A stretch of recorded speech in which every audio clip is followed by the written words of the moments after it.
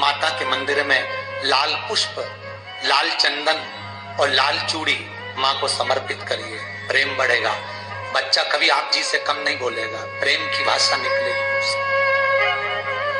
माँ जगत जननी की आराधना, जगदम्बा की उपासना। नवरात्रे में 9 दिन में से कोई एक दिन ऐसा ले लो जिस दिन कन्याओं का भोजन कराओ, साथ में उनको लाल चुनरी ओढ़ाओ या कोई लाल वस्त्र, लाल पूजन की सामग्री उनको दो, सुख मिलेगा। भी देवी की आराधना का एक स्मरण का सुख है महाराज। ज्योत का विधान है, नवरात्रि में देवी की ज्योत लगती है, अखंड ज्योति लगती है, जवारे बुआए जाते हैं, कलश लगता है। ज्योत का भी विधान है, जिसके यहाँ दिया अखंड जलाया जाता है, अगर वो दिए की लो, दिए की बाती अगर दक्षिण दिशा की होती है तो उसके घर में साल भर में एक घात जरूर होती है।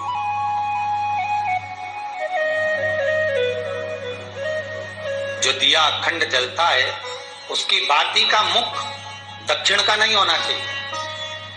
अगर आपने देवी भागवत का स्मरण करा हो, देवी भागवत को अगर सुना हो, तो देवी भागवत में स्पष्ट किया गया कि पूर्व की ओर मुख करा हुआ दिया, अर्थात पूर्व की ओर ज्योत जो जलाई जाती है वो संपदा की वृद्धि करती है। पश्चिम की ओर मुख कर कर जो ज्योत लगाई जाती है महाराज, वो वैभव को देती है। और उत्तर की ओर जो मुख कर कर ज्योत जलाई जाती है, उत्तर की ओर जो ज्योत का मुख रहता है वो आयु की वृद्धि करती है, घर में अकाल मौत को रोकती है।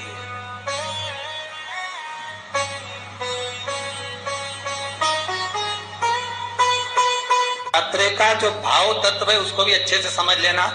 दक्षिण की ओर ज्योत ना लगाएं, अगर आपको लगाना है पूरब की लगाएं, पश्चिम की लगाएं या उत्तर की लगाएं। और जितने दिन महारानी जगदम्बा जगतधात्री दुर्गा भवानी, अब की बार माता जी घोड़े पर आई है। हर बार देवी बदल बदल के आती है, इस बार जो नवरात्रे आए वो घोड़े के आए। तो घोड़े पर जो देवी जी आती है वो समृद्धि को देने वाली आती है, लक्ष्मी की वृद्धि करने वाली आती है। जैसी घोड़े की रफ्तार होती है उस रफ्तार से लक्ष्मी घर में आती है। तो ये मत सोचना कि कोरोना महामारी ने हमको नीचे गिरा दिया या कोरोना महामारी ने रोक दिया, कमाई के स्रोत रोक दिए, धन रोक दिया। चिंता मत करना, मेरी माँ जगत जननी दुर्गा भवानी अब की बार घोड़े पर आई है। साल भर में इतना धन दे देगी कि आपने पीछे के 4 साल में नहीं कमाया होगा, इतनी मेरी माँ भंडार भर देगी। ये घोड़े पर आई है, कोई साधारण नहीं हो सकता। देवी भागवत में स्पष्ट किया गया, जब जगदम्बा मगर पर आती है उसका भाव अलग है, और जगदम्बा जब हाथी पर आती है उसका भाव अलग है, और जगदम्बा जब घोड़े पर आती है तो जगत को समृद्धिवान बना देती है, वैभव में कमी नहीं आती। अभी भले दुनिया के लोग अभी रोते हैं कि पैसा नहीं आ रहा, कोरोना महामारी ने सब तोड़ दिया, रोक दिया, पर चिंता ना करना, मेरी माँ अगर घोड़े पर आई है तो उसका सुख आपको जरूर मिलेगा। एक जरा सी मिट्टी की दुकान भी अगर आप खोल कर बैठेंगे तो चांदी और सोना के बराबर कमाएंगे, इतना धन देगी वो माँ। साधारण नहीं है मेरी माता।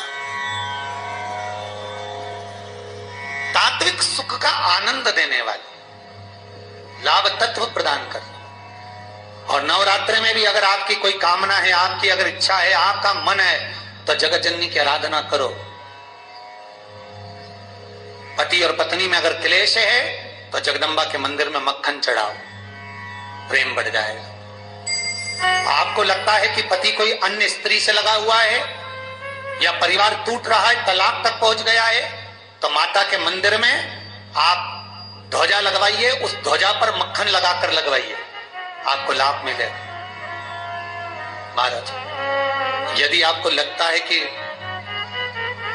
बच्चे बहुत ज्यादा अपशब्द बोल रहे हैं, मुंह चला रहे हैं और प्रेम नहीं रख रहे, तो माता के मंदिर में लाल पुष्प, लाल चंदन और लाल चूड़ी माँ को समर्पित करिए, प्रेम बढ़ेगा। बच्चा कभी आप जी से कम नहीं बोलेगा, प्रेम की भाषा निकलेगी उससे। माँ जगत जननी की आराधना, जगदम्बा की उपासना। नवरात्रि में 9 दिन में से कोई एक दिन ऐसा ले लो जिस दिन कन्याओं का भोजन कराओ, साथ में उनको लाल चुनरी ओढ़ाओ या कोई लाल वस्त्र, लाल पूजन की सामग्री उनको दो, सुख मिलेगा, आनंद आएगा। सती कथा में कही थी कि नवरात्रे एकम से प्रारंभ नहीं होते, अरे अमावस्या की रात्रि से प्रारंभ हो जाते, इसलिए उसको कहते हैं नवरात्रे।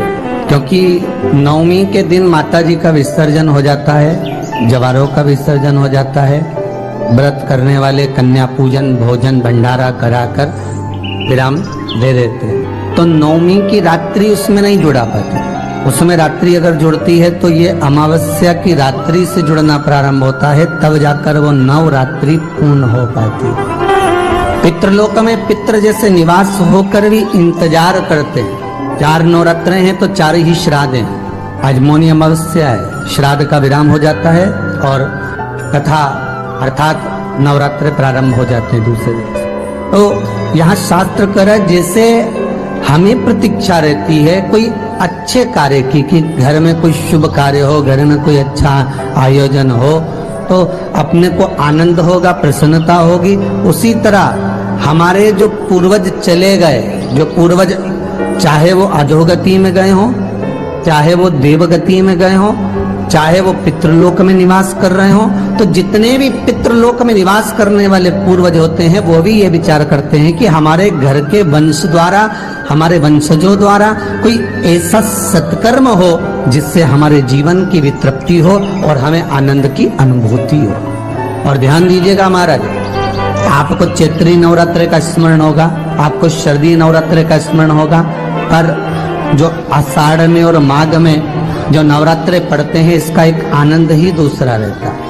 बस इतना जरूर होता है कि दुनिया के लोग वो जो 2 नवरात्रे होते हैं उसमें कलश की स्थापना भी करते हैं, देवी का पूजन भी करते हैं, अर्चना भी करते हैं, मंदिरों में भीड़ भी रहती है और खूब प्रेम से माता का जगराता वगैरह सब होता है। पर ये जो नवरात्रे हैं 2 गुप्त नवरात्रे, इनका लोगों को स्मरण नहीं था। वो तो धीरे धीरे ये टीवी चैनल के माध्यम से कथाकारों ने, वक्ताओं ने स्मरण कराना जब चालू करा, धीरे धीरे बताना, मार्गदर्शन करना जब चालू करा, तब लोगों को ज्ञात होता गया कि कोई गुप्त नवरात्रा भी होता है, उसमें भी देवी की आराधना होती है। ये 4 नवरात्रे अलग अलग अवस्था के हैं, अलग अलग सुख के हैं और अलग अलग आनंद के। आपके घर में पितृदोष है, आपको ऐसा महसूस होता है, तो किसी भी नवरात्रि के पहले जो अमावस्या पड़ती है, जिस दिन अमावस्या रहे उस दिन चावल की कटोरी में एक कपूर का टुकड़ा रख दीजिए, छोटा सा, और कपूर का टुकड़ा रखकर उस कपूर को दरवाजे के बाहर कटोरी में ही, चावल रखी हुई कटोरी में ही उसको पितरों का स्मरण कर कर जला दीजिए। और जलाने के बाद उस चावल को कहीं भी किसी भी वृक्ष की छांव में पक्षियों के लिए डाल दीजिए। शिव महापुराण की कथा कहती है, अगर मान लो पितृ आपको कष्ट दे रहे हैं, पितृ आपको तकलीफ दे रहे हैं, कोई काम नहीं होने दे रहे हैं, या कहीं आपको ऐसा लगता है कि पितरों का दोष है, तो वो पितृ दोष देवी, अब ये जो आप करेंगे ये कब कर रहे हैं? अमावस्या के दिन आप उसको रख रहे हैं, अमावस्या के दिन उसको रखकर रात भर आपने रखा कपूर के साथ में, सुबह एकम पड़ गई, नवरात्रि लग गई, उसी दिन उसको जलाकर आपने पटक दिया। अर्थात उससे देवी और पितृ इन दोनों का आशीर्वाद जो प्राप्त होता है, तो घर में से पितृदोष समाप्त होकर लक्ष्मी की वृद्धि प्रारंभ हो जाती है, कार्य में सिद्धता आ जाती है। और नवरात्रि में भी देवी की आराधना का एक स्मरण का सुख है महाराज। ज्योत का विधान है, नवरात्रि में देवी की ज्योत लगती है, अखंड ज्योति लगती है, जवारे बुआए जाते हैं, कलश लगता है, ज्योत का भी विधान है। जिसके यहाँ दिया अखंड जलाया जाता है, अगर वो दिए की लो, दिए की बाती अगर दक्षिण दिशा की होती है तो उसके घर में साल भर में एक घात जरूर होती है। जो दिया अखंड जलता है उसकी बाती का मुख दक्षिण का नहीं होना चाहिए। अगर आपने देवी भागवत का स्मरण करा हो, देवी भागवत को अगर सुना हो, तो देवी भागवत में स्पष्ट किया गया कि पूर्व की ओर मुख करा हुआ दिया, अर्थात पूर्व की ओर ज्योत जो जलाई जाती है वो संपदा की वृद्धि करती है। पश्चिम की ओर मुख कर कर जो ज्योत लगाई जाती है महाराज, वो बेबहू को देती है। और उत्तर की ओर जो मुख कर कर ज्योत जलाई जाती है, उत्तर की ओर जो ज्योत का मुख रहता है, वो आयु की वृद्धि करती है।